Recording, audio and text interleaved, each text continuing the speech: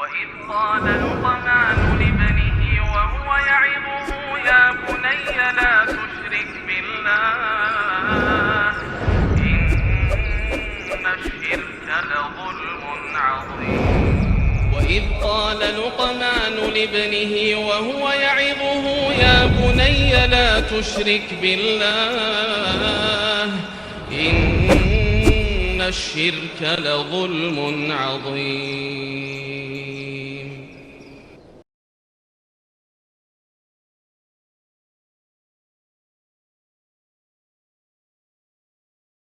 Taib. Hal yalzam al-multaqitu al-infaqa 'ala al-laqit? Apakah orang yang memungut seorang anak itu wajib menginfakkan, menafkahi si anak? Si A, kita katakan si Ahmad, mendengar ada suara tangisan anak bayi, ya, suara tangisan anak bayi. Kemudian dia dia dapati ternyata anak bayi terlantar, dibuang orang tuanya misalnya. Dengan rasa kasihan dia pungut ini anak, dia rawat sampai dia besar. Nah, sekarang dalam perawatan itu apakah memang wajib orang tua si Ahmad tadi yang merawat si anak, apakah dia memang wajib menafkahi anak yang dia pungut, yang dia dapati, yang dia pungut dari tong sampah itu? Jawabannya ikhwah, la yalzamuhu dzalika fi qaul 'ammatu ahli ilmi. Qala Ibnu Munzir, ya. Tidak wajib dia menafkahi. Itu menurut keputusan umumnya para ahli ilmi. Berkata Ibnu Munzir, ajma kullu man nahfadhu anhu min ahli ilmi. Setahu saya, sepengetahuan saya bahwasanya para ulama sepakat anna nafaqatul laqit ghairu wajibah 'alal multaqit kawujubin nafaqatil walad, bahwasanya nafkah terhadap anak yang dipungut tidak wajib seperti halnya nafkah kepada anak kandung. Itu ikhwah, ya. Saya ulangi bahwasanya, ya, kata Ibnu Munzir bahwasanya ini sepakat para ulama bahwa nafkah terhadap anak yang dipungut itu tidak wajib sebagaimana wajibnya orang tua menafkahi anak kandungnya. Wadzalika li'anna asbabu wujubin nafaqah min al-qarabah waz-zawjiyah wal milik. Dikarenakan sebab seorang itu wajib menafkahi seseorang, pertama dikarenakan kerabat, ya anak, ya, atau orang tua, ya, wajib dinafkahi. Kemudian waz-zawjiyah, ataupun dikarenakan ada hubungan pernikahan seperti istri. Wal malak, dan kepemilikan seperti seorang memiliki hamba sahaya maka dia wajib menafkahi hamba sahayanya. Wal wala'ul muntafiyatun wal tiqatu,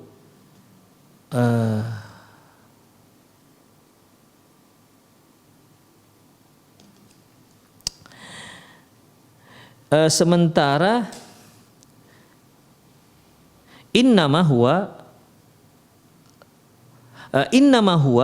takhlisu lahu minal halak. Apa yang dikeluarkan, harta, sejumlah harta yang telah digunakan untuk si anak yang dipungut tersebut, yaitu untuk menyelamatkan si anak dari kebinasaan. Wa tabarru'u bihifzih, dan berdonasi untuk menjaga si anak. Fala yujibu dzalika nafaqah. Oleh karena itu sebenarnya dia tidak wajib untuk memberikan nafkah. Kama law fa'ala bi ghairil laqit, sebagaimana yang dilakukannya terhadap yang bukan laqit. Demikian ikhwah rahimanallahu wa iyyakum. Terus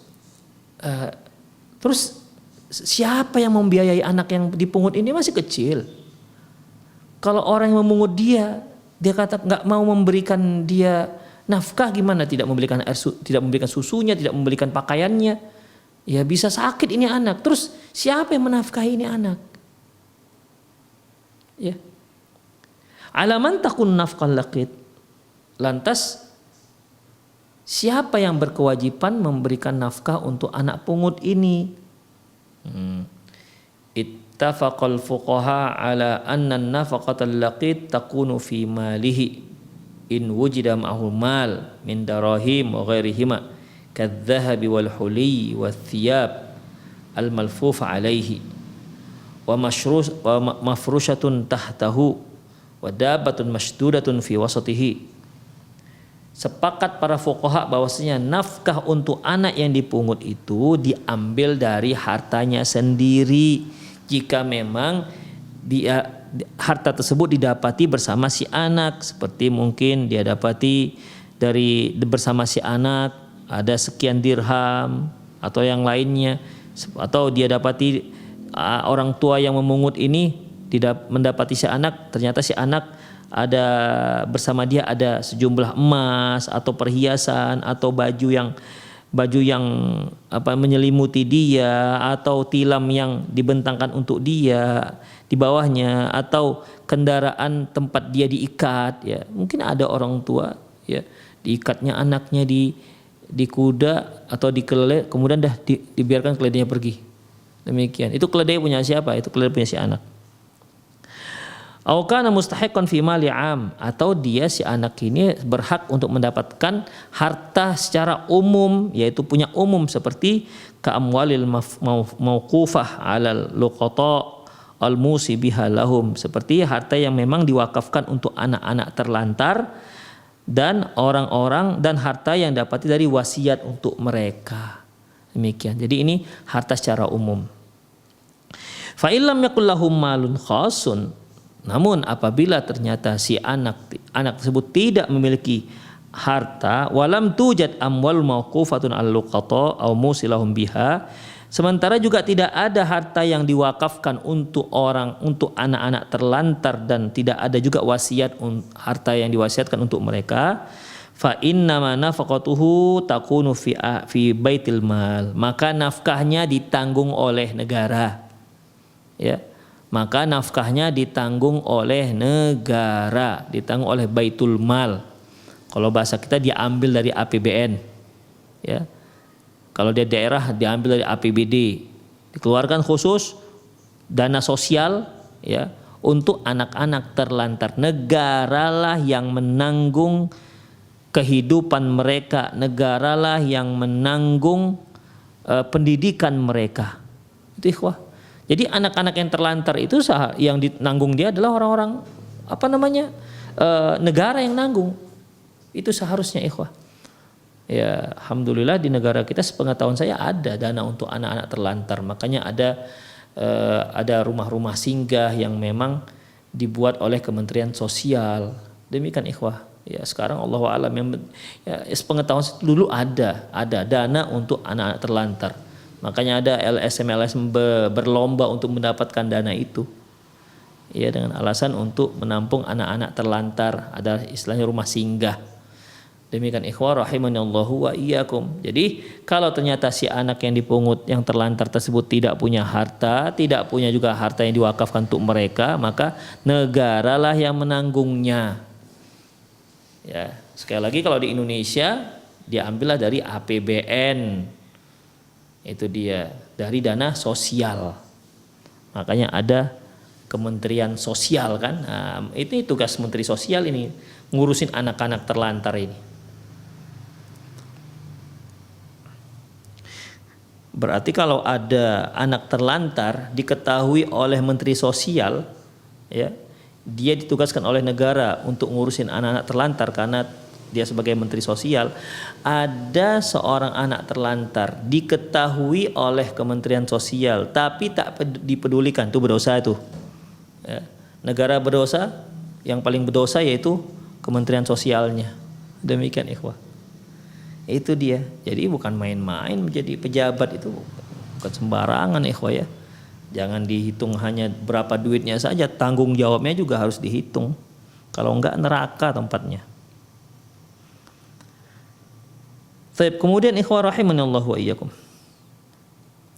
Liqaulin Nabi sallallahu alaihi wasallam, berdasarkan sabda Nabi sallallahu alaihi wasallam, man taraka malan faliwarathatihi, barang siapa yang meninggalkan harta maka harta tersebut dibagi-bagikan kepada ahli warisnya. Wa man taraka kallan fa ilaina, barang siapa yang meninggalkan sesuatu yang terlantar, mungkin keluarga yang masih dia meninggal sementara dia masih punya keluarga, masih punya anak-anak yang kecil-kecil, ya tidak ada family, mereka satu keluarga sebatang kara misalnya, ya. Meninggal ayahnya, sementara suaminya istrinya sudah meninggal pula suaminya, tinggallah anak masih kecil-kecil 4 orang atau 5 orang masih kecil-kecil. Ini negara yang nanggung. Kalau sampai 4 orang anak yang ditinggal oleh orang tuanya, meninggal oleh orang tuanya ini meninggal, sementara negara mendengar berita ini tapi tak acuh, maka berdosa negara itu. Demikian ikhwah. Makanya Rasulullah katakan wa man taraka kallan, barang siapa meninggalkan sesuatu yang terlantarlah gara-gara meninggalnya dia. Mungkin anak yang terlantar atau apalah namanya, fa ilaina, maka itu tanggung jawab kami, kata Rasulullah sallallahu alaihi wasallam. Muttafaqun alaih. Ya, muttafaqun alaih. Hadis ini diriwayatkan oleh Imam Bukhari dan Muslim. Makanya ikhwah, wajar kalau seandainya anak yang terlantar ini kemudian dirawat oleh seseorang, kemudian akhirnya dia punya uang, punya harta, meninggal dia, maka kembali juga ke negara duitnya. Ya.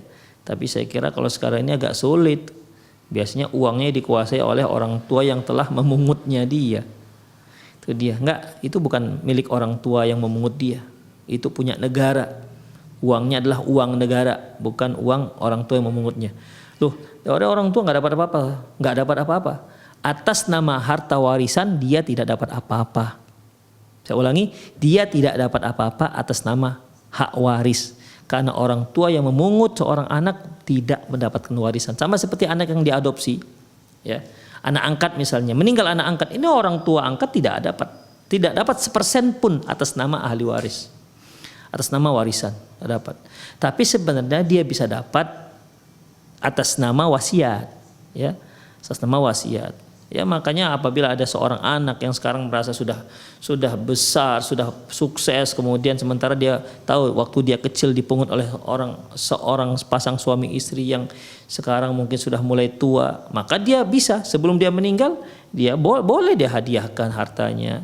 Kalau dia wasiat juga dibolehkan, dan wasiat itu hanya boleh 1/3, tidak boleh lebih daripada 1/3. Sisanya ikhwah itu untuk negara.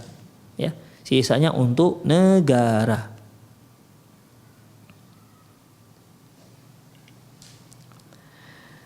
Kemudian ikhwah,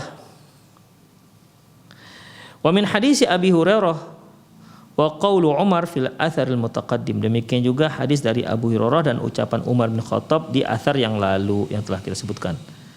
Wa alaina nafaqatuhu, dan kamilah yang bertanggung jawab memberikan nafkah. Ini kan ikhwah saya bacakan lagi hadisnya di mana